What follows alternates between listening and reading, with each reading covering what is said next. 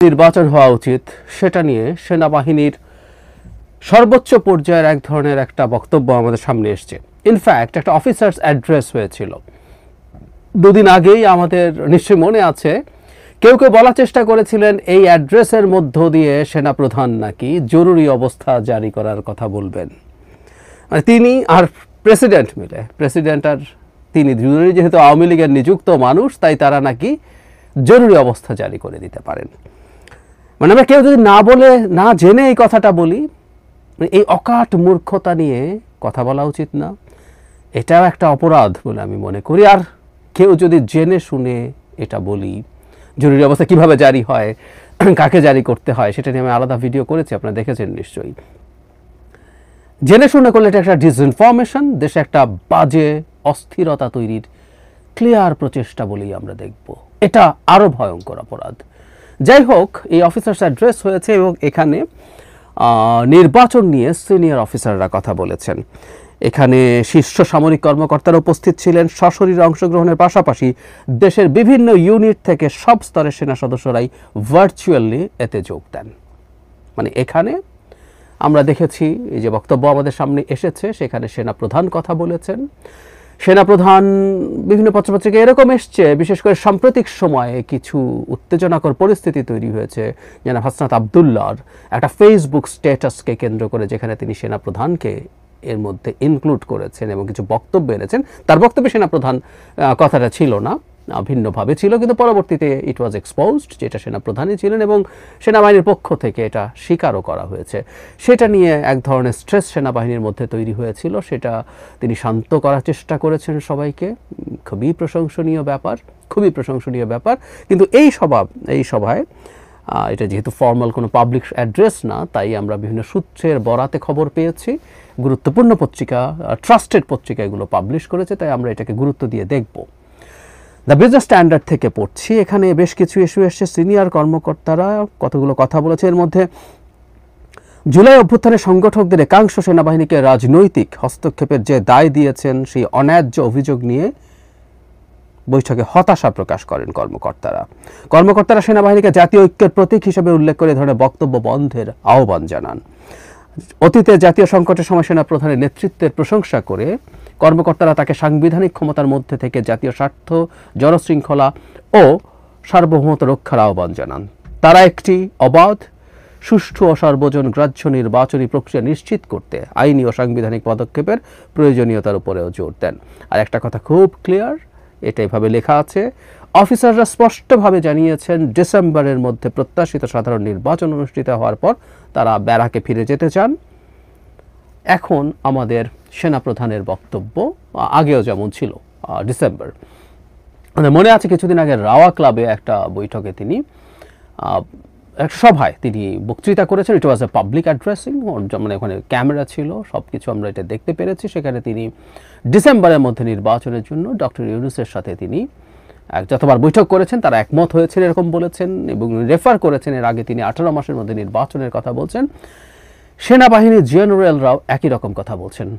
আমরা স্মরণ করব শেখ হাসিনা পতনের দুদিন আগে একই ধরনের একটা অফিসার্স অ্যাড্রেস সেনাপ্রধান করেছিলেন, যেখানে জনগণের বিরুদ্ধে সেনাবাহিনী যাবে না এবং তার অধস্তন অফিসাররা এই ধরনের মানে তাদের বার্তাও দিয়েছিলেন এবং শেষ পর্যন্ত এই ধরনের একটা সিদ্ধান্তও হয়েছিল। এখানে আমরা দেখছি যে সেনাবাহিনী একই ধরনের একটা বার্তার কথা বলছেন, ডিসেম্বরের মধ্যে নির্বাচন।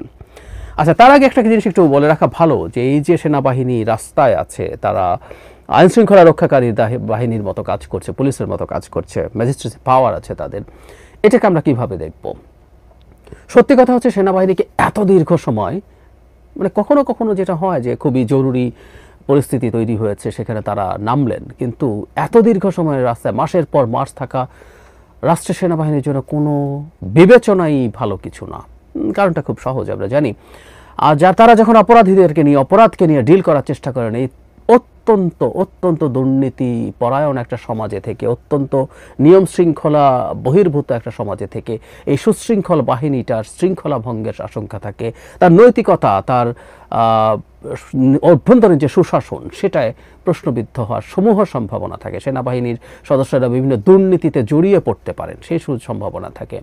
আমরা কিছুদিন আগেই সেনাবাহিনী যে অ্যাড্রেসিংয়ের কথা বলছিলাম, সেখানে তিনি বলেছেন 30,000-এর মতো সেনা সদস্য একই সাথে গিভেন টাইম ডিপ্লয়েড থাকেন এই কাজে, এবং এই 30,000 বাই রোটেশন চলতে থাকে। 30,000 ফিরে যান, আরও 30,000 আসেন, ফলে সেনাবাহিনীর সব সদস্য প্রকারান্তরে মাঠে আসছেন।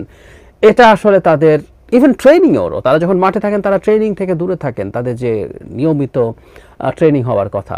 সো তাদের কমব্যাট ক্যাপাবিলিটি কমে যায়, বা এখানের এই করাপশনের সাথে জড়িত হওয়া তাদের ভবিষ্যতে সেনাবাহিনীর অভ্যন্তরে একই ধরনের প্রবণতা ধরে রাখার চেষ্টা সম্ভাবনা বাড়িয়ে দেয়। প্রত্যেকটাই খুব ঝুঁকিপূর্ণ। সুতরাং সেনাবাহিনী যত কম সময় থাকে তত ভালো।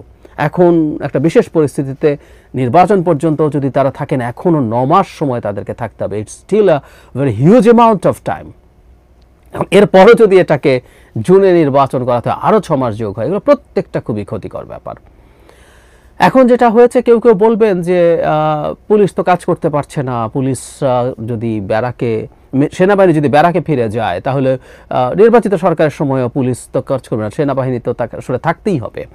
আমি ব্যক্তিগতভাবে মনে করি না, এটা আমাদের একটু মেনে নেওয়া ভালো যে নির্বাচিত সরকারের অধীনে, আমরা কেউ লিখে নিতে পারেন নির্বাচনী, ইভেন যদি 2-3 মাসের মধ্যেও নির্বাচন হয়, নির্বাচিত সরকারের অধীনে পুলিশ এই রকম আচরণ করবে না, নিশ্চিত থাকতে পারেন। মানে যেটা হয়, একটা যে সরকারটা ক্ষমতায় আছে, তার সংগঠন আছে, এটা বাংলাদেশের মতো দেশে এটা হয়, যেহেতু আমাদের প্রতিষ্ঠানগুলো তৈরি হয়ে ওঠেনি। যে সংগঠন, বিরাট একটা সংগঠন যে দলের আছে, তার মাঠে এই শক্তি আছে, সেই শক্তির মধ্যে থেকে পুলিশ সঠিকভাবে কাজ করবে না, এটা হতেই পারে না যদি সরকার চায়। আরেকটা ব্যাপারও কাজ করে, সেটা হচ্ছে যখন খুব অল্প সময়ের মধ্যে একটা নির্বাচন থাকে, এটা আমাদের খুব কমন প্রবণতা। আমাদের সিভিল ব্যুরোক্রেসি, আমাদের পুলিশ, তারা আসলে ওই সময়টাতে এক ধরনের শিথিল ভাব দেখায়, কারণ তাদের কোন পদক্ষেপ ভবিষ্যতে কি হয় না হয় তারা এসব নানান হিসেব নিকেশ করে। সুতরাং নির্বাচিত সরকার ছাড়া আসলে পুলিশও ঠিকঠাক মতো কাজ করবে বলে আমি মনে করি না। সুতরাং নির্বাচন হলে খারাপ কিছু হবে তা না, নির্বাচন হলে খুব সহজেই সেনাবাহিনীকে ব্যারাকে ফিরিয়ে নেওয়া যাবে এবং পুলিশ খুব এফেক্টিভলি কাজ করবে।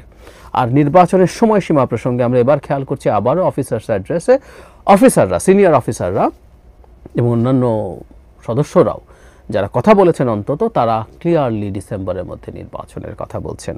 এই আলাপটা এখানেও এসছে যে তার রাজনৈতিক হস্তক্ষেপ, মানে এই আলাপটা আমরা করছি, আলাপটা আমরা করব, এগুলো আমাদের রাষ্ট্র গঠনের জন্য গুরুত্বপূর্ণ আলাপ। সেনাবাহিনী যেমন এখানে তারা অভ্যন্তরীণভাবে যে কোনো কিছু বলতে পারতেন, এটা তাদের নিজস্ব মিটিং, তারা সেখানে তাদের পলিটিক্যাল ইস্যুতেও আলোচনা করতে পারেন না তা না, কিন্তু তারা পরবর্তীতে সেটা বাইরে আনছেন কিনা, বাইরে বলছেন কিনা, সেটা নিয়ে প্রশ্ন আছে। জনাব হাসনাত আবদুল্লাহ বা জনাব সার্জিস আলমের সাথে একান্তে কথা বলেছেন, সেটাকে আমরা কিভাবে দেখবো? সেই আলাপ আসতে পারে, কিন্তু চাপ দিচ্ছেন কিনা সেই হতে পারে। কিন্তু একটা অন্তত এক ধরনের রাজনৈতিক আলাপ হিসেবে আমরা এটাকে ক্যাটাগরাইজ করতে পারি, সেটা হচ্ছে নির্বাচন ডিসেম্বরের মধ্যে হতে হবে। এটার ব্যাপারে প্রকাশ্যে সেনাপ্রধান কথা বলেছেন।